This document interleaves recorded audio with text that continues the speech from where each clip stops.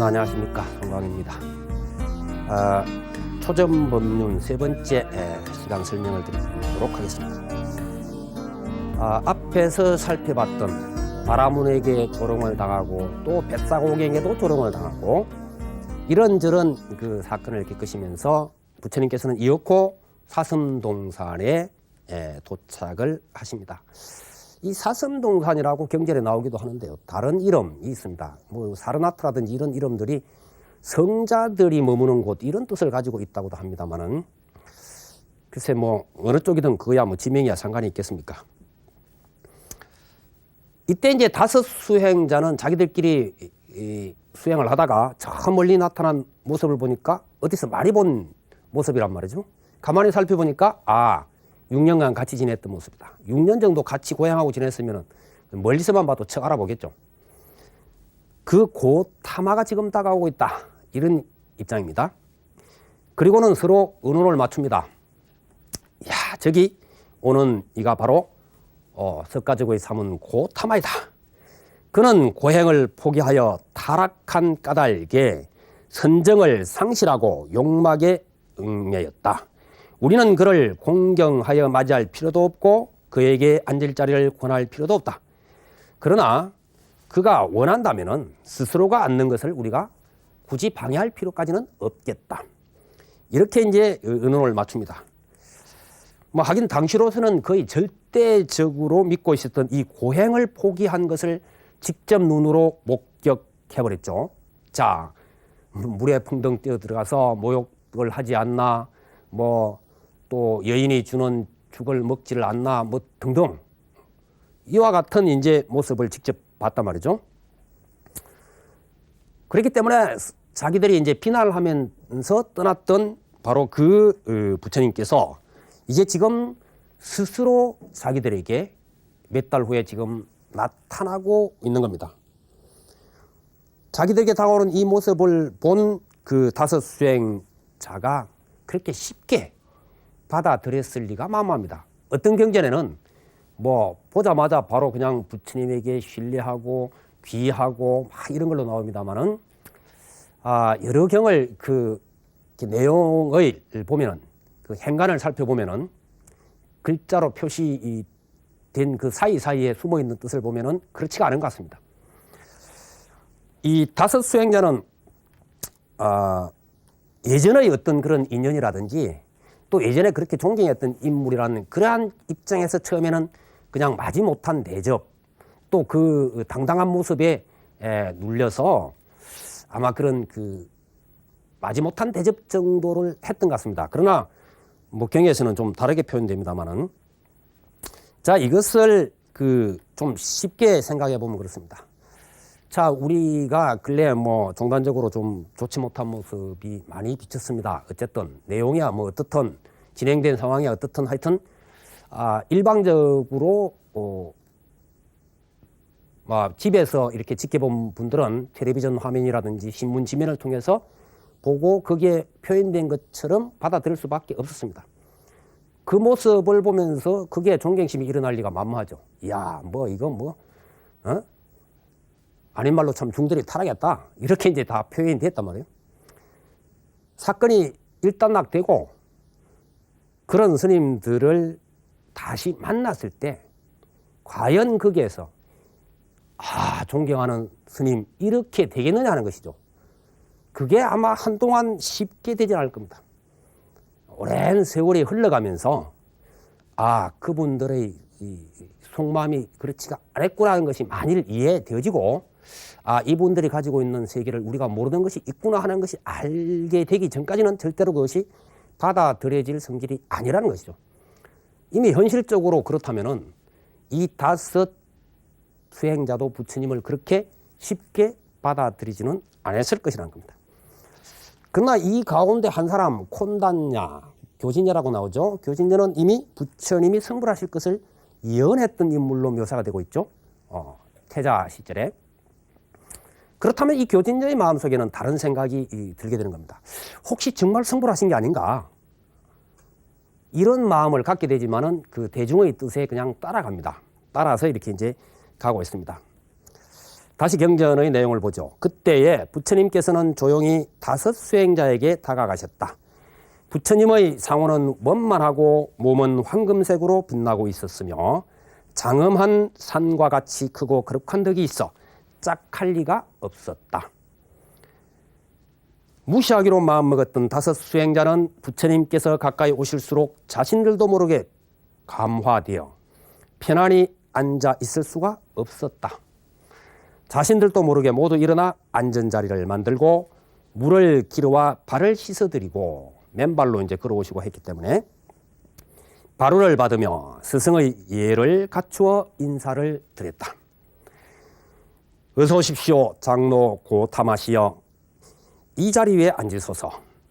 장로 고타마시여, 몸이 대단히 좋고 청정하오며 상호가 원만하옵고 광명이 구족하여 모든 근이 청정하나이다. 장로 고타마시여, 이제는 미묘한 감로를 만났거나 거룩한 도를 얻으셨나이까? 그때 부처님께서 그들에게 말씀하셨다. 그대들은 나를 고타마라 부르지 말라. 나를 장로라 부르지 말라. 마땅히 열애라고 해야 하느니라. 왜냐하면 나는 이미 감로의 도를 발견하였고 감로의 법을 증득하였기 때문이다. 나는 이제 부처로서 모든 지혜를 완전히 갖추었으며 번뇌가 없어 마음의 자제로움을 얻었느니라. 예전에 그 6년이나 스승처럼 따랐던 이가 눈앞에 불쑥 나타났습니다. 그 모습은 평화롭고 너무나 당당해서 끝끝내 무시하기가 어려웠다는 이야기고, 또 옛날에 정분이 있죠. 6년간 스승처럼 모셨던 분인데 이게 그냥 뭐 마음에 야 우리 무시하자라고 해서 그게 쉽게 될 리는 없죠. 그래서 가까이 다가오시자 위험에 눌리기도 하고 또 옛날 생각도 나고 등등 해서 전부 다 일어나서 스승의 예로서 맞이하게 됩니다. 예전에 이미 스승이었기 때문에 그 5 수행자의 입장에서는 한편으로는 또 자기 자신들이 녹양원에 와서 이렇게 수행을 했지만 별 진전이 없었죠. 수행에 별 진전이 없다 보면 대체적으로 굉장히 답답해지기 마련입니다. 야, 내 뭐 이렇게 열심히 해도 이게 되질 않으니 이건 뭐 어떻게 된 거냐, 이런 마음 다 갖게 마련입니다. 그러할 때 예전에 자기들을 이끌어 주시라고 했던 고타마께서 지금 스스로 나타나신 겁니다. 한편으로는 내심으로는 반가울 수밖에 없습니다. 야, 우리의 지도자가 나타나셨다. 내 이 답답함을 이분은 풀어주실지도 모르겠다. 이런 마음도 역시 또 동시에 드는 겁니다. 이게 복합적으로 이제 생각이 일어나는 것이죠. 그리고 이제 또 이제까지 봤던 그 고타마 태자의 모습, 보살의 모습에서는 볼 수 없었던 그런 모습을 보면서 혹시 미묘한 감로를 만났거나 거룩한 도를 얻으셨나이까? 라고 하는 이와 같은 질문을 던지게 되는 것이죠. 이에 대해서 쉽게 받아들이기가 어려운 답을 듣게 됩니다. 나는 부처가 되었으니 장로라거나 고타마라거나 그렇게 부르지를 말라. 열애라고 해야 한다. 자, 그렇지만 이 5 수행자가 곧바로 그것을 받아들여서 네, 열애시여 라고 하느냐 하면은 경전의 내용에 그렇지가 않습니다. 그들은 아직까지도 의심을 쉽사리 금방 떨쳐버릴 수가 없습니다. 우리가 이제 후대에 이루어진 그 팔상록 같은 데 보면은 부처님 만나자마자 5 사람이 깨달음을 얻고 이렇게 됩니다만 그렇지가 않습니다. 이게 한참 그 세월이 걸리고 있는 모습을 이제 읽을 수가 있는데, 여전히 호칭을 장로 고타마라고 그럽니다. 부처님은 바로 이 말씀을 듣고도 장로 고타마시여, 예전에 6년간의 극심한 고행을 하면서도 무상정등 정각을 증득하지 못하였는데 모든 성인들이 수행하였던 그 방법으로도 이루지 못하였는데 하물며 장로께서는 고행을 버리고 육신의 욕망을 쫓아 선정을 잃고 결함이 몸에 얽혀 있는데 어찌 무상정등 정각을 얻었다고 하십니까?